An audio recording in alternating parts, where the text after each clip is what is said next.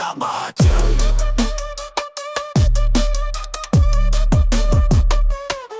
స్నేహం స్వార్థపరుల నీడల్లో ఎండిపోతుంది, ప్రేమ కామందుల చేతుల్లో నలిగిపోతుంది, అభిమానం అవసరాలకే పుట్టి చనిపోతుంది, అడుగడుగునా మంచితో చెడుపన వేసుకుపోతుంది, మనలను వణికిస్తూ సమాజం నేడు పూర్తిగా చెడిపోతుంది, మనలను వణికిస్తూ సమాజం నేడు పూర్తిగా చెడిపోతుంది.